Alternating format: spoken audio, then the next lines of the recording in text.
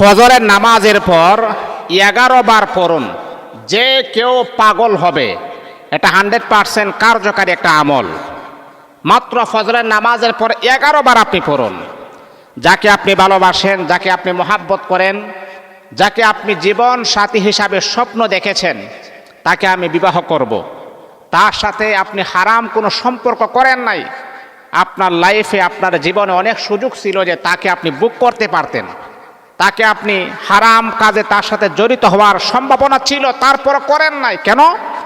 আপনার মনের তামান্না, আপনার মনের একান্ত ইচ্ছা ছিল তাকে আমি আমার জীবন সাথী বানাবো, অবশ্যই তার সাথে আমি কখনো হারাম রিলেশন করব না, তার সাথে আমি কখনো জিনাহের কাজ করব না, তাকে আমি আমার জীবন সাথী বানাবো।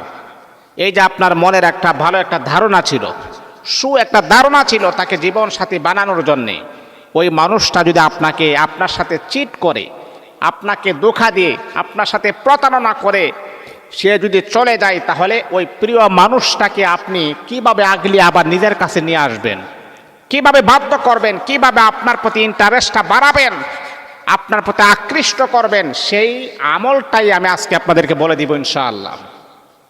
ফজরের নামাজের পরে 11 বার পড়ুন। সে আপনার প্রতি আকৃষ্ট হবে, পাগল হবে।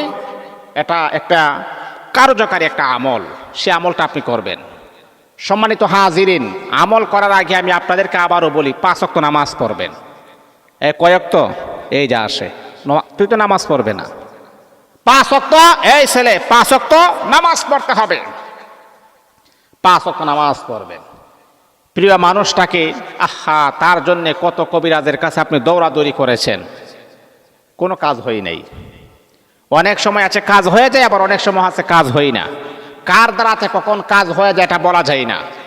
অনেক সময় আছে তদবিরের মাধ্যমে সমস্যা সমাধান হয়, এটা কিন্তু মিথ্যা নয়। কারণ আমরা যেহেতু এই লেভেলে কাজ করি, আমাদের কাছে অনেক পেশেন্ট আসে। তা আসলে ভাই, তাবিজ এগুলাতে সকল সমস্যার সমাধান নয়। সকল সমস্যার সমাধান যিনি গঠান, যিনি করেন, তিনি হচ্ছেন আহকামুল হাকিমিন, আমার আল্লাহ।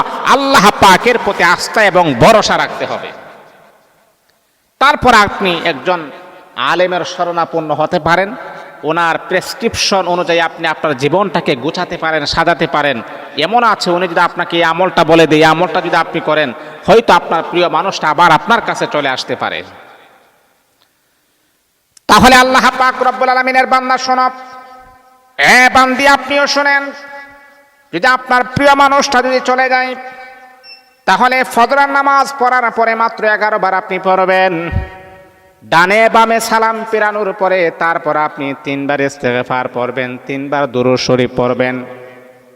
আমার মা, আমার বাবা, যেই কোন আমল আপনি যখন করবেন, ইস্তেগফার অপরিহার্য, দুরূদ শরীফ অপরিহার্য, পড়তেই হবে, না হলে দোয়া কবুল হবে না। আল্লাহ পাক রব্বুল আলামিন বলে, বান্দারা রে শোনো, আমার হাবিবের নামে যতক্ষণ পর্যন্ত দুরূদ শরীফ পড়া হয় না, ততক্ষণ পর্যন্ত এই দোয়াটা আসমান আর জমিনের মাঝখানে ঝুলন্ত অবস্থায় থাকে। যেই কোনো দোয়া করবেন, রব্বে কাবার মালিক আমার হাবিব বিশ্বনবী মুহাম্মদ সাল্লাল্লাহু আলাইহি ওয়াসাল্লামের উপরে আপনি দুরূদ শরীফ পড়বেন, তাহলে এই দোয়াটা অতি দ্রুত আল্লাহ পাকের আরশে আজিমে গিয়ে ধাক্কা লাগে। তাহলে 3 বার দুরূদ শরীফ, 3 বার ইস্তেগফার কমপ্লিট হওয়ার পরে আপনি এই আয়াতটা আপনি পড়বেন, আর চোখের সামনে তাকে আপনি নিয়ে আসবেন। মানে কল্পনার সাগর আপনি নিয়ে আসবেন। চোখ বুঝে আপনি মনে করতেছেন এই মানুষটা আপনার সামনে আছে, এই মেয়েটা আপনার সামনে আছে, অথবা আপনার স্ত্রী চলে গেছে, আপনার স্বামী চলে গেছে, আপনার প্রিয় মানুষটা চলে গেছে, এই প্রিয় মানুষটা আপনার সামনে আছে। আপনি চোখ বুঝে আপনি পড়তেছেন, ওয়া আলকাইতু আলাইকা মাহাব্বাতাম মিন্নী। আপনি সামনে তাকে দেখতেছেন, আপনার প্রিয় মানুষটা আপনার সামনে দাঁড়িয়ে আছে। এইভাবে আপনি 1 বার নয়, 2 বার নয়, আপনি 11 বার আপনি পড়বেন। ওয়া আলকাইতু আলাইকা মাহাব্বাতাম মিন্নী, ওয়া আলকাইতু আলাইকা মাহাব্বাতাম মিন্নী। 11 বার পড়ার পরে তারপর আপনি রব্বে কাবার মালিকের কাছে বলবেন, আল্লাহ, আমার প্রিয় মানুষটা আমাকে ধোঁকা দিয়ে চলে গেছে, আমার প্রিয় মানুষটাকে তুমি ফিরাইয়া দাও। হ্যাঁ রব্বুল আলামিন, আল্লাহ, আমার স্বামী বিদেশের জমিনে আছে, আমার কোনো খোঁজ খবর নেই না, অন্য নারীদের সাথে ঘন্টার পর ঘন্টা কথা বলে, আমার সাথে 1 মিনিটও তার সময় হই না, কথা বলার মতো সময় হই না, আমার প্রতি কোনো ইন্টারেস্ট নাই, আমার প্রতি কোনো মহাব্বত নাই, আমার প্রতি কোনো ভালোবাসা নাই। আয় আল্লাহ, আমার স্বামীর অন্তরে ভালোবাসা মহাব্বত তুমি জাগ্রত করে দাও, পয়দা করে দাও। বাবারে, বন্ধুরারে আমার, যদি আপনার স্ত্রীও যদি এমনটা করে, তাহলে স্ত্রীর জন্য এইভাবে দোয়া করবেন। আল্লাহ পাক রব্বুল আলামিন অতি দ্রুত দেখবেন আমার আল্লাহ আপনাদের মনের অনাকাঙ্ক্ষিত আশাও কবুল করে নেবে। স্বামী স্ত্রীর ভিতরে যদি মিল না থাকে, এটা যে কি পরিমাণ অশান্তি! আহা, যাদের মিল নাই তারা হারে হারে বুঝতে পারে। লক্ষ টাকা আমার চলে যাক, আপনার টাকা পয়সা ব্যাংক ব্যালেন্স সব আছে, কিন্তু স্বামী আর স্ত্রীর মাঝে কোনো মিল নাই, এই টাকা পয়সারও কোনো দাম নাই। আহা, কত বিদেশি মানুষ আমাকে ফোন দেয়া বলে, হুজুর এত টাকা পয়সা ইনকাম করি, কিন্তু আমার স্ত্রী আমার কথা শুনে না। কার জন্য আমি ইনকাম করি? রাতকে রাত বলি না, দিনকে দিন বলি না, হাড় ভাঙ্গা পরিশ্রম করে, কিন্তু আমার স্ত্রী আমার কথা শুনে না।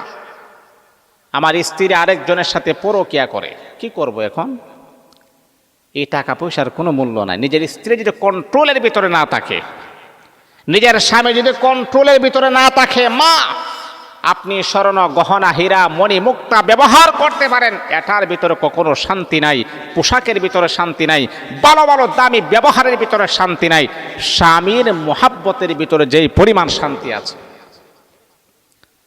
এই জন্যে স্বামী স্ত্রী মিল থাকলে, ঘর বাড়ি না থাকলেও শান্তি।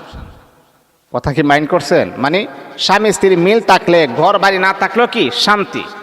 আর স্বামী স্ত্রী মিল নাই, আপনি যদি এয়ার কন্ডিশনের ভিতরে থাকেন, আপনি অশান্তির ভিতরে আছেন। এই জন্যে বাবা, আমি চাই প্রত্যেকটা স্বামী স্ত্রীর মাঝে যেন মিল মোহাব্বত ভালোবাসা যেন আরো গভীর হয়। আল্লাহ পাক আমাদেরকে কবুল